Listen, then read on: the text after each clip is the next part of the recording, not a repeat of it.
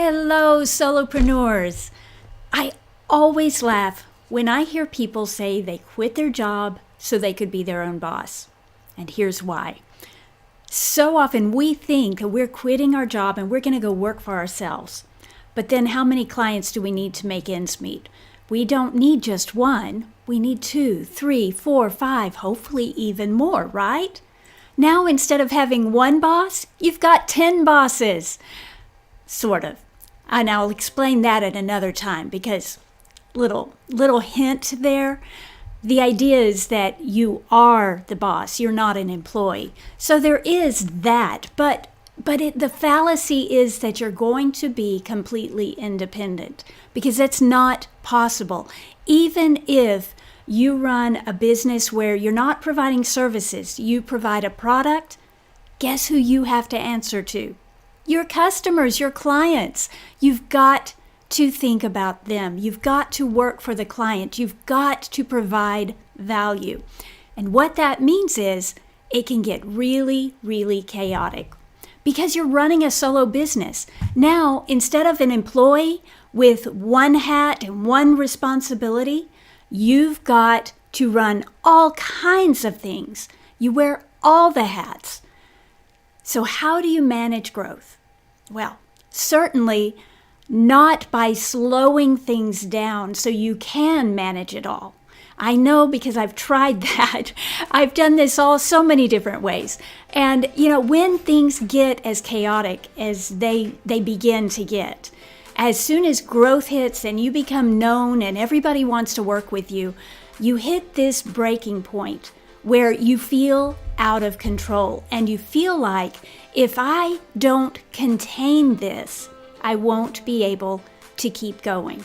Well, that is the opposite of what you want to do because instead of managing your growth, you need to manage your time. And that is what we're going to talk about today. Welcome to the Solopreneur Life podcast. I am your host, Catherine Aragon, and here at Solopreneur Life, our mission is to help solopreneurs and freelancers just like you launch and grow a 6-figure business without overwhelm or burnout. So you come here to learn the skills, habits, and mindsets that you need to build a business that's not only profitable, it's fun. Now today we are talking about how to be twice as productive in half the time. But before we dive in, take a moment to subscribe wherever you tune in. Okay, let's get started, shall we?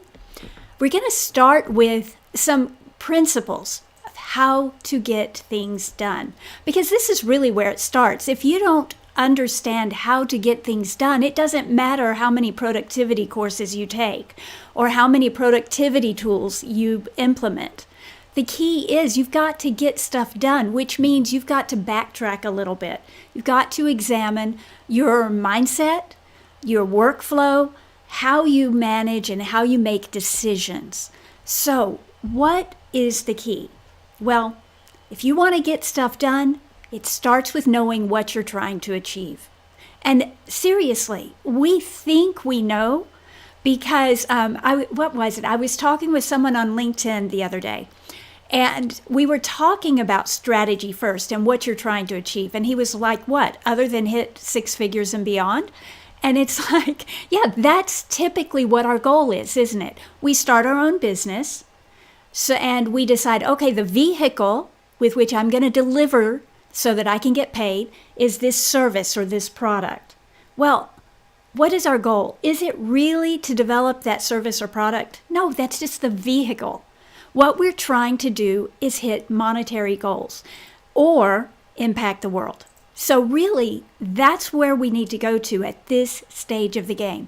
If you want to get things done, very clearly define what you're trying to achieve. But don't make it about money. Not really. Make it about, make it about the impact you're trying to make. Make it about the actual product you're trying to sell, not the amount of money you want to make when you sell it, but the product, the service, the difference. Think about that. Think about how you're going to make an impact or how you're going to make this the best product ever. And then you're going to probably need to do some math to figure out, okay, so if I want to hit this financial milestone? How many do I need to sell? How many clients do I need? How many products do I need to move? And how many do I need to do each day, week, month, year? If you don't get that granular, you're not clear enough. You've really got to know what you're trying to achieve. So this is where it starts. Again, not with a productivity course. That's not going to help you. What is that tool? It's got Pomodoro or something like that. Little apple or tomato is their logo. When I first started my freelance business, that was what everyone was talking about. It's like, oh, you're going to be so good at managing your time. But I watched people manage their time, and I say that with air quotes. They're managing their time by getting, okay, from 8 o'clock to 8:30, I'm going to do this task. Then from 8:30 to 9:30, I'm going to do this other task. And they got so granular. And I was looking at their schedules and they were so proud. Look at me, I'm getting everything done. And I'm thinking, really? Are you really going to get all of that done? Because you didn't leave time to go get a snack. You didn't leave time to stop and think. You didn't leave time to breathe. And honestly, it's not about managing every minute of your day. It's about understanding where you're trying to go and figuring out how you're going to get there. So I want you to start by figuring out what you're trying to achieve. Someone asked me this a year and a half ago, and I had just restarted my business, only this time with the mindset that, I'm not going to constrain growth. If things start growing quickly, I'm going to find a different strategy, because prior to that, I had actually held back the growth of my business because it got so chaotic. It got to be more than one person could manage by themselves. And being a solopreneur, I thought I had to do everything by myself. Well, since then, I've learned a lot of lessons. And one is, being a solopreneur does not mean you are the only person doing the work. It just means you're not hiring employees and building a big enterprise. It means you share the labor and you find other people who can help you where you're weak. Like, would you try to do your own taxes if you know nothing about taxes? No, you're going to hire a professional. Same thing when you are trying to get, let's say you've got enough client work that you've got 50 articles that need to be written in the month. There is no way you're going to do that by yourself and produce quality work. So you're going to need to hire help. But before you do that, you've got to know what you're trying to build. So that's where we start. And then we're going to use 4 different, what are these? These are tactics. And or steps, I guess, in building your workflow. A workflow that actually helps you get things done. Number 1 is to set your priorities. Now, most people try to start here, but they don't know where they're trying to go. And that's why I just spent way too much time talking about where you're trying to go. Because without that, this doesn't work. When you set priorities, you're actually setting the priorities. You're trying to identify the tasks that will get you where you're trying to go. And the aim is to draw as straight a line as possible. Maybe you've seen that meme. And that what it is it kind of backs up from the journey, the success journey. And you've got you in the lower left-hand corner, and you've got where you're trying to get to in the upper right-hand corner. And the way the meme goes is what you think you're going to do is this straight line. But what actually happens, and they've got this big, giant, messy scribble, because that's typically what happens. But the reason that's the way it looks is because we don't know where we're going, and we're trying this and we're trying that, and we're wandering half of the time. Just wandering through this big wilderness of all these possibilities. And we're not that clear on what we're trying to accomplish. Therefore, the journey looks really, really messy. So start with what you're going to try to do, but then you need to identify, okay, what will get me there? And actually itemize, what could it be that would get me there? And then think about, okay, what are the big rocks? What are the the most important things that will actually drive growth. So the way you're going to set priorities is less busyness, more productivity. Think about that for a minute. We too often equate busyness, doing a lot of stuff, with being successful. But the truly successful people actually have empty calendars. They may have meetings here or there, but they organize them by days. They set aside specific times for that. What they spend the most of their time doing is strategy work. They're thinking about their business, not just working in their business. They're working on the business, not in the business. And that's what you've got to understand. So setting priorities is about identifying the big rocks, the things that will actually move the needle. Now, I've mentioned big rocks twice now. So let me, if you don't already know, explain this. There was the way I heard it, there was a professor who came into the classroom with a bunch of rocks, sand, and the rocks were all different sizes. They were from pebbles to middle-sized rocks to big rocks. And he challenged everyone in the room to get it all back in the jar. Now, what everybody typically wants to do is they start with the sand, or they just randomly start scooping things up and dropping them into the bottle or the jar. But that's the wrong way to do it, because it only fits if you start with the big rocks. Think about this, and I want you to visualize this as I explain it.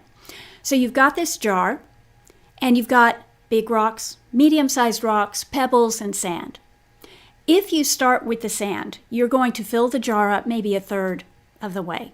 Then you're going to put those pebbles, then you're going to put the medium-sized rocks, but there's not going to be room for your big rocks because you've just filled up all the space in there.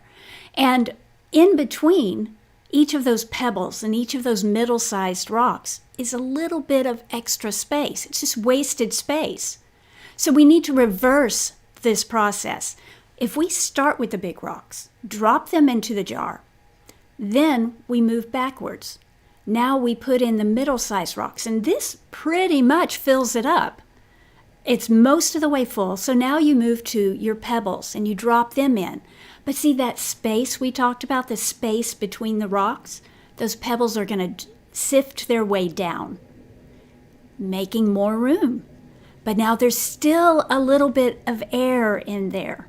So now we start slowly pouring the sand in on top of the big rocks, the middle-sized rocks, the pebbles, and the sand just filters down to the bottom and fills up all of those extra spaces. That's what it's like to set priorities.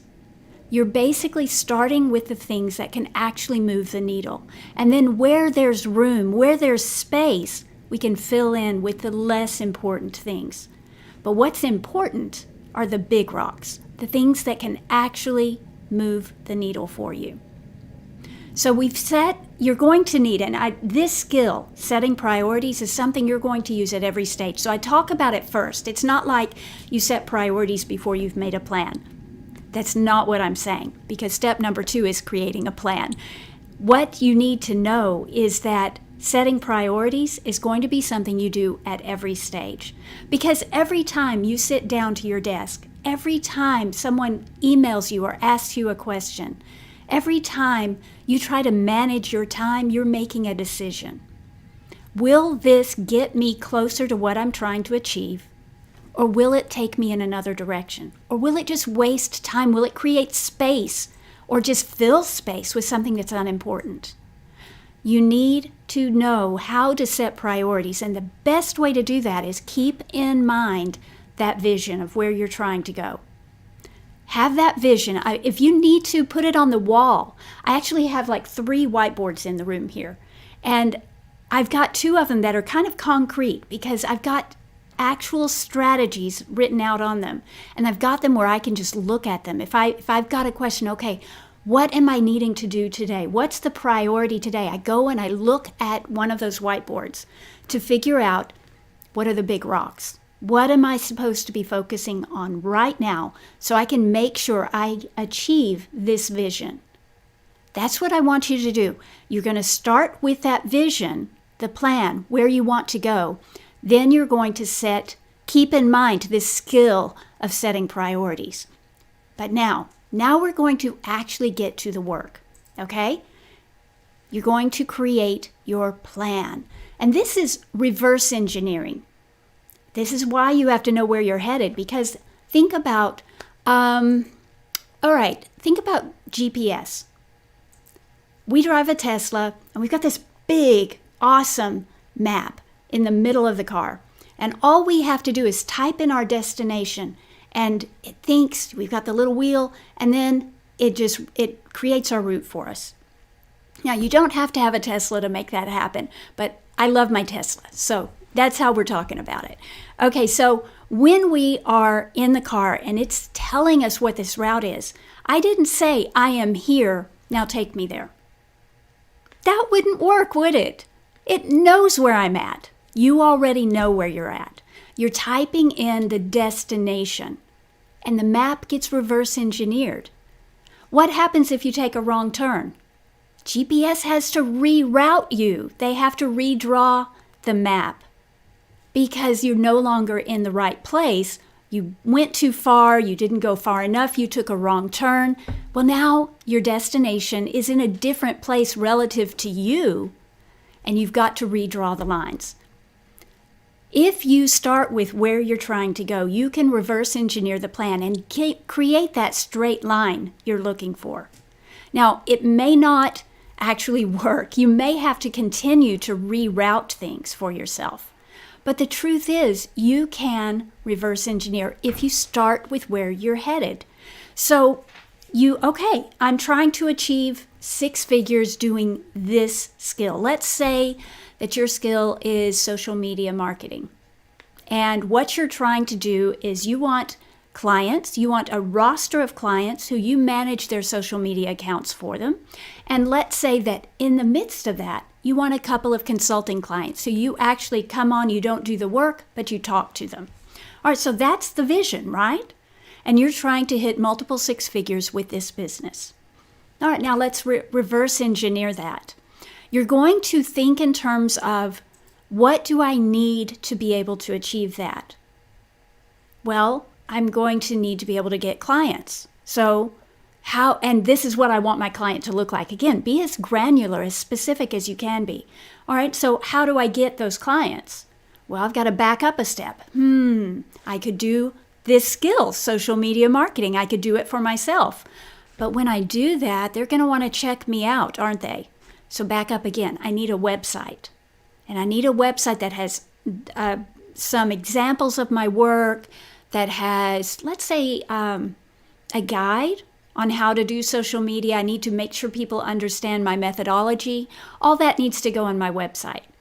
Oh, but wait a minute. I want people to sign up to my email list. So I got to create that. So see how we're reverse engineering and we're creating as straight a line as possible. So that's what you need to do. You need to create a list of the things that need to happen before you can get where you're going.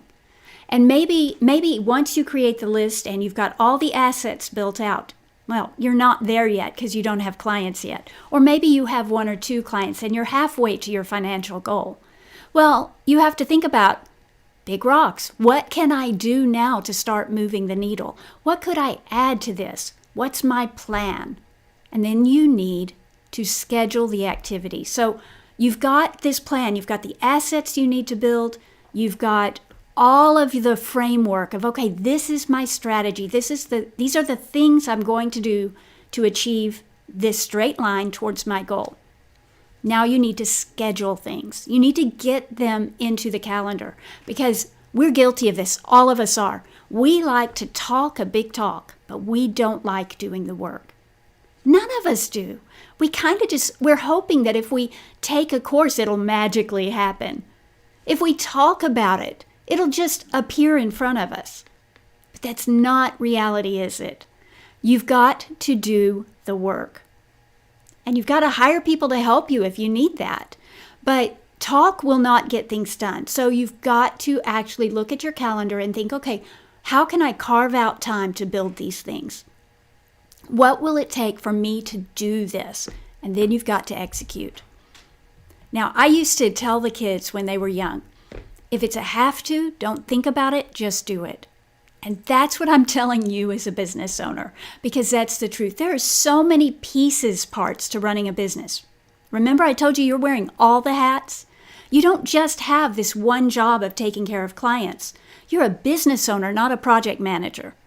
That means you've got revenue issues, you've got operational issues, you've got marketing. Well, that's part of revenue. You've got client support. You've got all these different tasks that have to happen. But guess what? You're also the C-suite. You're the executive making all the decisions. So make sure you carve out time to do the executive job, not just the project management job, not just the client support job. Actually, growth, building your business, driving revenue. That's part of your job too. And you've got to just do it. You need to hire help if you don't know how to do something. Hire someone who does, or take a course or get coaching. It's not cheating to pull other people into your business to help you get the results you're looking for. If anything, it's going to lower your stress load and help you enjoy your business more. You're still wearing all the hats. You're just hiring help. And then give yourself deadlines, because without deadlines, we just ramble. We always, an activity will fill up as much time as you give it. So give yourselves tight deadlines and then try to beat those deadlines. Don't wait till the last minute. Say, I've got this moment. What can I carve out in this moment? That's really how you do it. So what are the first two things I said? You've got to know where you're trying to head, and you've got to know what the priorities are. But then it's really, I create a plan, I schedule activities, and I execute them. It's that simple, and that puts you in control of your time. So you can manage the growth, but continue the growth without managing the growth by stopping it. I promise you, this is the way we tend to do it. And I get it. I see you. I promise you. I've done this myself. The key is to step outside this employee mindset and to understand that you're the executive of a company. You're the C-suite. You're the directors. You're all of that. So do the executive work as well as the lower level client support work. Okay, so that's how you get stuff done. But, knowing that and executing on it are two different things. I hear you. So let's talk about how you're going to actually get results. First is to understand. First we started out with where you're trying to head. Well, you've also got to start with who are you serving. Many times we get so stuck on doing tasks that we don't do them strategically. I've been doing a lot of social media lately where the hashtag is Start with Strategy, because I realize we get hung up on activities. We are addicted to being busy. But being busy is not the secret to success. Strategic work, that's the secret. Those are the big rocks. Those are the things you've got to start with. And if you will do those in a way that you attract the people who are most likely to buy from you, that's when you're going to be successful. When salespeople in a big sales department make a sale, you can hear them ringing the bell in the background. I've been on phone calls with people, and I can hear that ringing in the background and the applause. Oh, wow, he did it. Do that for yourself. You've got to focus on the people who might buy from you. You're not trying to sell to the whole world. You're trying to sell to the precise people who love you and want what you have to offer. So don't waste time serving people who won't buy from you. That sounds harsh, but it's not. That's actually incredibly strategic.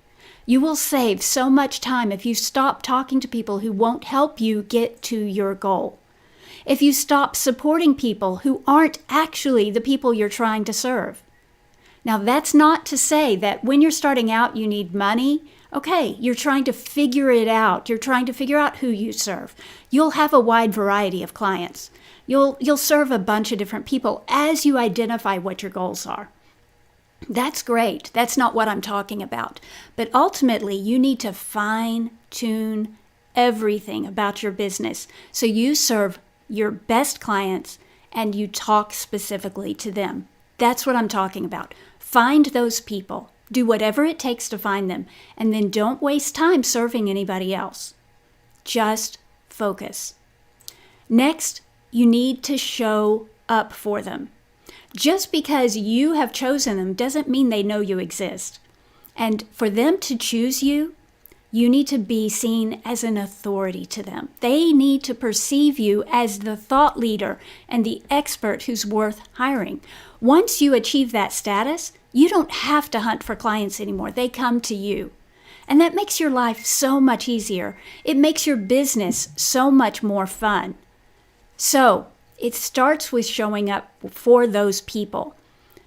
Think about the family dynamic for a minute.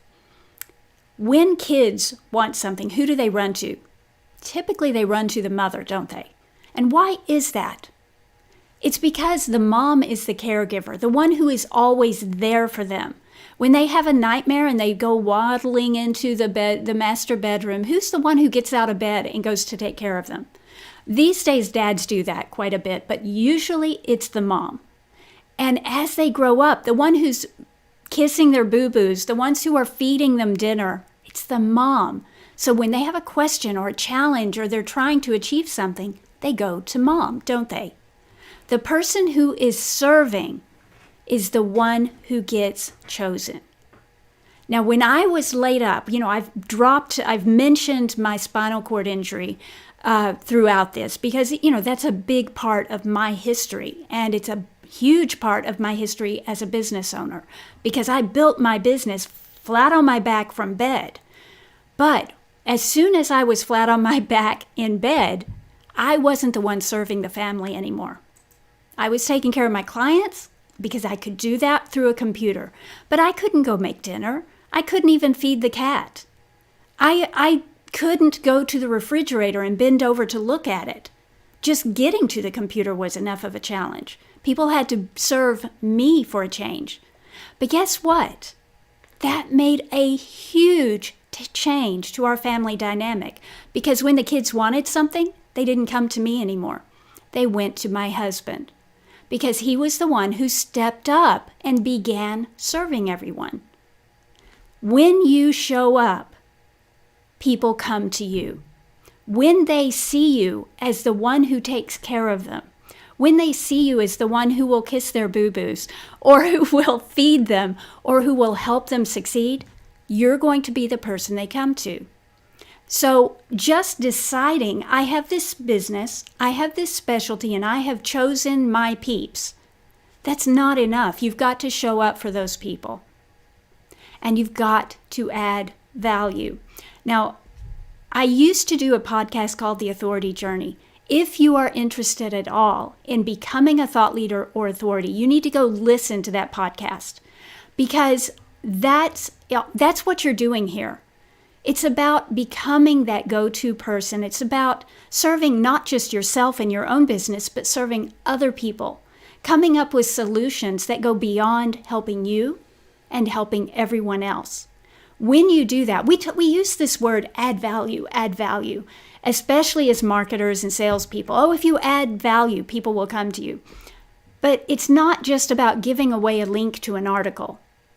It's not just about writing an ebook and going, oh, I have this free gift for you if you give me your email. You're not really adding value when you do that. I've got some connections in LinkedIn who are amazing at connecting with people. And I watch them and I just marvel at how well they do it. They are adding value without ever talking about their business, without ever doing anything that looks like marketing or sales. They show up on a daily basis. They answer questions. They help people. They make comments.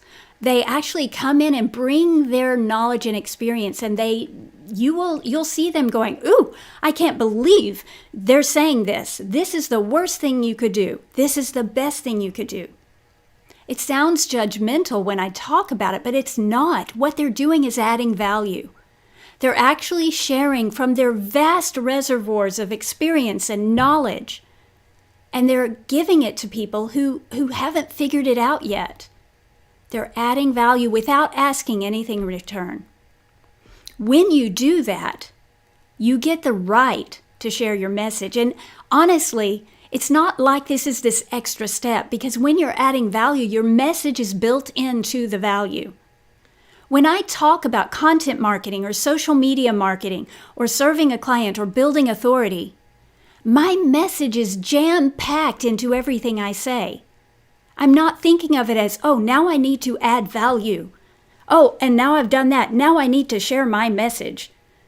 You've had those kind of connections where people come to you in social media and they've read the book. They know how to do this. So they connect and then they go, oh, I want to be your friend, so tell me all about yourself. And you're like, okay, that's not how friendship works. Can we just chat? And then they go, okay, did that. Now I need to share my message with you. Now I need to tell you this and I need to give you my CTA. No, that is not how people connect, because it's not human. Now this is my message getting packed into value, okay? That's not human. Do not try to market like that. You are a human. People buy from humans. They don't buy from robots. You use automation and robots to simplify your life, not to replace you, because people buy you. They buy your knowledge, your experience, your skills. So be present. Show up. While you're showing up, add value. And jam-pack that value with your perspective, with your message, helping people to understand what you do and how you do it simply by talking to them. It's that easy. It's all about having conversations. And when you have good conversations with people and you go deep and you help them, now you've earned the right to actually make an offer. But you don't have to go chase them down to do it. All you have to do is put the word out and say, hey, I'm doing this amazing thing. Who wants to be a part of it? And again, they come to you. It is magical when you do it right. And it saves you so much time. Again, what is the point of today's episode? Today's episode is all about how to be twice as productive in half the time. Productivity is about doing things the right way. Because if you do it the wrong way, you have to work twice as hard. Everywhere I go, when I take a job, I'm always floored by how messy things are. And when I say messy, no, they're very well organized and they have this amazing workflow and they have all these procedures and rules and stuff. And it bogs everything down. It's not lean. It's not easy to perform things. You're doing work twice instead of just once. My father used to say, if it's worth doing, it's worth doing right. Listen, growing your business is worth doing right. You've got to figure out where you're going. You've got to understand how to set priorities. You've got to create your own simple workflow for getting things done. And then you've got to start connecting with people in the easiest way possible. In the long run, this is going to save you money. At first, it may be like, oh, I have to set aside time for this or that or whatever. It's like, well, yes, you should be your own first client. When you start getting clients, guess what? You already have one client and it's you. You've got to grow your own business. All that knowledge and expertise you're trying to share with other people, put it to work in your own business. It will pay dividends. This is an investment in you. So yes, you're going to show up for other people. You're going to add value to them. You're going to have conversations and make offers. But guess what? You need to do all that stuff first for you. You be your first and best client, and you will never regret it. Okay, now, so we've talked about how to connect with people, how to get your message out there, how to show up as a professional. That will save you time because you don't have to market as hard if you're showing up for people. If you are already out there where people can find you, you don't have to do a lot of marketing. You're just out there. People know who you are and they come to you. But you're still going to want to drive growth. So let's talk a little bit about that. It starts with having those ideas we talked about, knowing where you're trying to go and knowing what might get you there. But I've worked with newbies and they want to know, okay, no, what is the exact process to get from here to there? And I hate to break it to you, but there is no exact process. It's all about testing. You know where you're trying to go. You know where you are. And remember when we talked about GPS, if you are starting in a different place, your map will look different. So wherever you're starting from, your map will be different from mine or Jonathan's, who's running the sound for me, or anybody else who's on the same so-called path. They're actually not on the same path because you're all starting from different places, even if you're trying to get to the same destination. So you have to reverse engineer. Remember, we talked about this. You have to reverse engineer your map. And then you have to say, okay, I need to come up with a plan. How am I going to get to this next milestone? The next milestone, it's a test. We don't know how you're going to get there. Nobody does. And people will share their best ideas. I do that. I say, okay, I believe this will, based on all my experience, I believe this is the best way to get there. But we don't know until we test it. And I never want you to take another person at face value that, oh, they're an expert, so therefore they're an expert in my business. They're not. They're an expert in their own business. You must become the expert in your business. So you are going to come up with ideas. You're going to test them. And then 3 things are going to happen. You're going to actually execute on your idea, because just thinking about it won't help you test it. You've got to begin doing the work and assume that will work. And then try and see. 3 things are going to happen. You will fail because that plan wasn't the right one. But in that process, you're going to see I see, if I just change this one thing, I think this will work. So you're going to fail and pivot. You're going to take what you've learned. You're going to build on it by going in a slightly different direction. Now that's not a straight line anymore. You began that little weird squiggly curve, but hopefully you can get right back on track going straight towards your destination. Fail and pivot. That's your first option. The second is to fail and decide, you know what? This was a massive failure. I am just going to move on to another idea. So you fail and you say, I'm going to draw a line through that, go to my next idea, and test it. Those are your first 2 options. Both of them are something of a failure. They didn't work. That does not mean you are a failure. It just means that idea didn't work. And so either you were able to correct and keep going, or you were not able to course correct and you just decided, I'm not going to do that. That's not the right way to do it. But you have a third option. And that is, it actually works. You start seeing traction. And so you double down on it. And maybe at that point, maybe it's you find the right client. You get an amazing client asking you to do this project you've never done before. And you're like, okay, whatever, I'll do it. And in the midst of that project, you realize, whoa, light bulbs going off all over my head. I love this. I love this client. I love this work. I think this is where I want my business to go. All right. There was no failure in any of that, was there? But you made a discovery. You tested a type of client and a type of project, and you were like, this works. I love this. So you double down on it. Now another client comes along and it's like, they're really not this kind of client. So you decide, you know what? I'm not doing that kind of project anymore. I am only taking this kind of project. So you begin pursuing those types of clients. That's one example. Another example may be a marketing tactic. Let's say that you've been doubling down on content marketing and it's really not moving the needle for you.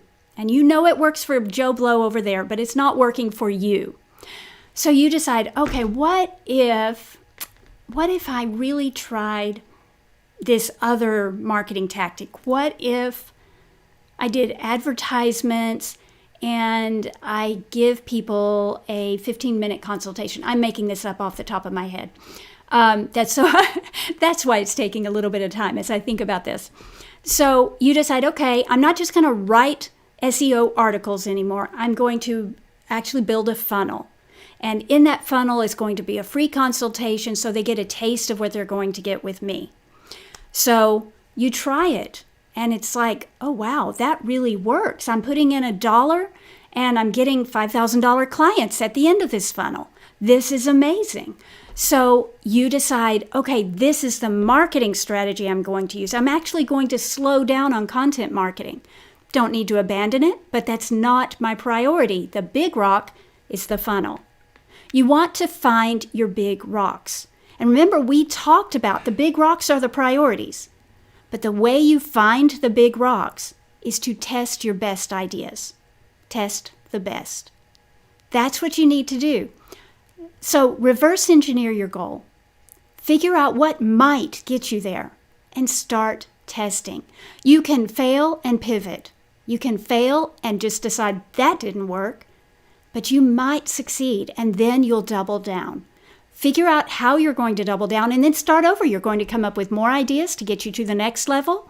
You're going to test them and either fail and move on, fail and quit, or I guess it's fail and pivot, or double down. All of these are your options, and this is how it's done. But notice we're not slowing down growth in order for you to feel in control of your business. We're actually going to manage time, not your growth. That's the secret. If you want to grow your business, if you want to get more done in less time, you're going to streamline your activities. And the way you do that is you figure out what works and you say no to other things. You find your big rocks and you start with them. But the way you find those is you test. Every time I go to a new client or a new job, you see, I have my methodology and it works and I know it works. But I always adapt it to that new client or that new job.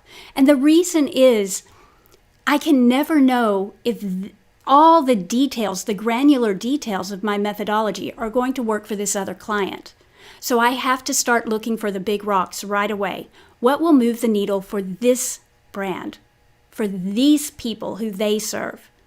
And once I identify those things, I make things so simple. I had one person I worked with say, I don't understand what kind of voodoo you do. And he actually used these words. He said, we're doing less and we're getting double the results.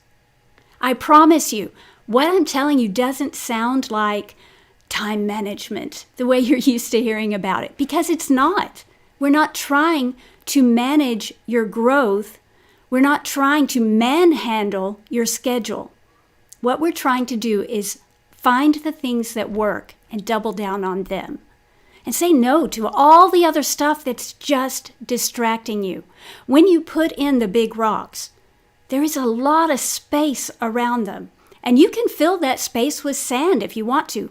Or you could just fill your job with your business with those big rocks and give yourself the space you need to focus on growth. Why not have a simpler job instead of being so busy all the time? The goal at Solopreneur Life is to enjoy your work, to enjoy your own business. And you won't enjoy it if you're so frazzled. So you've got to get control over all of this, not by manhandling it, not by overscheduling, not by adding more, but by removing stuff. Find your big rocks. That's where it starts. Okay, Jonathan, do you have any questions? Not any questions per se, but there were several things that you said that I think were significant enough to talk about. Now, there were 4 things in particular. The first thing you said that I thought was super good was to work on your business, not at your business or for your business. You need to work on your business. You talked about the C-suite and that guy being about strategy. And then coupled with that was what you said later on was you need to be your first and best client. You need to be working for yourself as though you were a client that needed to be appeased, that needed to be prioritized, that needed to be important. The other thing you said I thought was really interesting was with regard to setting priorities, and the rock illustration is always a good one. But that reverse engineering, that's where we struggle, because we have to be able to see the big picture before you can really reverse engineer it. You have to see the big picture and the details at the same time. And a lot of times we get hyper-focused on one or the other.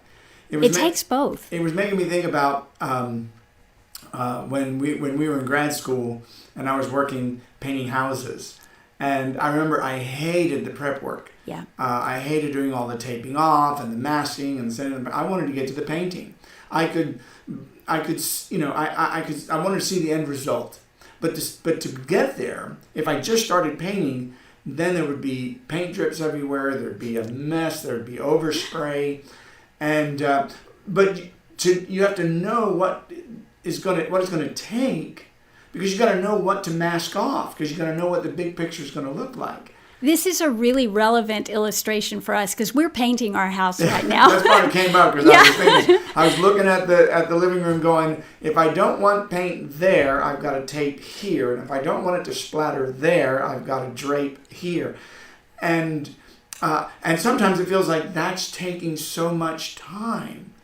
But then the big stuff, the big rocks happen quickly, because you're not having to be so gingerly worried about. You can start the painting process, start the spraying process, start the building process of your business, implementing those strategies, because you're not having to scramble. Like, imagine you use the illustration of not having your email list but wanting to build a list. Well, if you don't have that email software set up, you've got no place to send them to. You've got nothing. Mm-hmm. And then you're scrambling. And then you may make a bad decision about which platform to use. And so that was really good. The other thing you said that I thought was significant was with the idea of what was it? Let me look back at our notes here. There was something you said that just really, the adding value. The adding value being a very natural thing. If you think too hard about... Yes. You can't now I am going to add value. That's so robotic. It's not real value. It's contrived. But doesn't that go back to when you're trying to figure out what your offer is, who your people are, is what I'm doing going to be transformative? Right. One of the things that it was, April when I launched Solopreneur Life. And this was an idea that, honestly, I think this has been my passion for the last 10 years, is being able to build this. But I didn't have a name. I didn't feel like I had the authority to build it yet. So it's been a long time coming. But I discovered solopreneurlife.com was available in late December. I think it was around Christmas weekend. And by April, we had launched it. And we launched it with a big event, and we immediately launched our membership, the hub, which I would love for if you're listening, if you have your own business, you need to be in the hub. It's amazing. But one of the first things I did was, okay, I've got this built. I'm kind of building it around these new members because I wanted my people in there before I made those decisions about what the big rocks were. But one of my biggest focal points has been, how do I truly serve these people? How do I truly bring them value? I conceived of this idea and I came up with all the different elements that I wanted in there, but if it didn't really serve them, it was pointless and it's not going to be a priority. So I've kind of been focused first, not on the product itself, but on how the product serves and achieves the goal I created for it, and actually refining that goal. So what is the goal now? Initially, it was to create a community. Now the community is a big part of it, but the outcome is to help you fast track hitting 6 figures.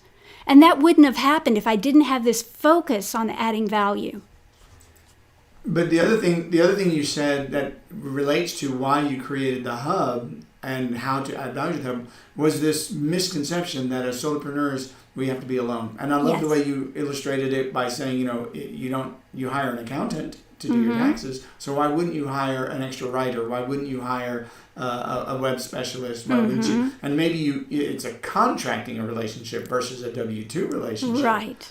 But yeah, it's a real misconception that we have to be expert at everything in order to offer the one thing that we think is going to transform your life. I love the way you put that. We have to be an expert at everything to do the one thing. You want to do the one thing. If that's what gives you joy, You need to find people to help you, but you don't have to build this big corporate entity that rules your life. You can stay slim and streamlined, stay solo, and still get that help you need. It's just realizing it's not cheating to hire help. Not at all. I love my writing team, and I couldn't serve my clients as well as I do. I wouldn't be able to take as many clients as I do if I didn't have these amazing writers who work with me. I love that I've finally been able to build, it took a mindset shift, but I've been able to build beyond myself. And now I'm helping other people, not just myself and my clients. And that's really rewarding.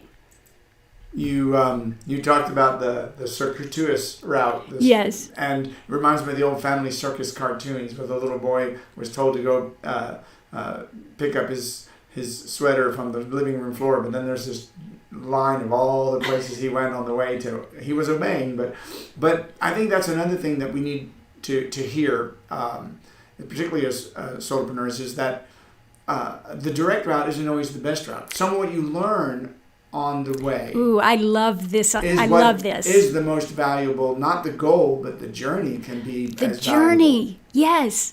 And that's the whole point. Don't worry. I mean, we want to try to plan that straight line, but it's not going to be a straight line.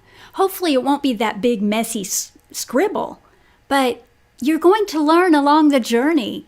And I'm really glad you brought this up, Jonathan, because this is so important for us to remember. The journey, the destination is just part of the journey. Enjoy the journey. We don't really maybe have time to get into this, but I remember when we first married, whenever we went on vacation, I was just determined to make it to the destination. I had a certain time frame in my head. It's a 17-hour drive, so we're going to make it in 16 and 45 minutes. Anything longer than that is somehow a waste. It's a failure. It's a failure somehow. And then this, I hope people get have as much fun with this story as I do reflecting on it. But you were the type of person who, if there was a historical marker, you wanted to stop and read it. And particularly if it was like, if we were on a state highway versus an interstate. And every time you said, wait, we missed that one. And I would have to turn the car around and go back and be muttering under my breath. But as I learned to embrace that, some of our most precious memories with regard to road trips was those off the beaten path, extra stops. We see our historical marker and go, oh, what? There's a railroad depot in this town. Let's go check it out. And then that billboard for Ruby Falls. Yeah, and we passed it a million times, and you were like, we need to stop there. We need to stop there. We don't have time to stop there. We don't have time to stop there. And finally, and it was the most gorgeous cave tour with that underwater waterfall. It was amazing. That I would have missed if I hadn't, learned to slow down. And now, our trips are always scheduled with time to take a beat. We stopped at the Hoover Dam on the way out, moving out here to Vegas, and So life I think that's so good to get much permission. Richer. Yeah, life is richer if you will slow down, but slowing down does not mean you won't achieve your goals. Why? Because you can do half the work and get double the results if you do it right. It's all about doing it right. So, how do you know what's right? Well, you need help. More than likely, you need to be part of a community like the Hub. So what I want you to do now is I want you to go check out solopreneurlife.com/join Hub. And I want you to consider joining this amazing community of solopreneurs who are on the same journey you are. They just have their own map, and we'll help you find yours. Don't forget to subscribe to the Solopreneur Life podcast wherever you tune in, and visit us at Solopreneur Life. You're going to love it. Join us next week for another smart episode of the Solopreneur Life podcast. And until then, stay awesome.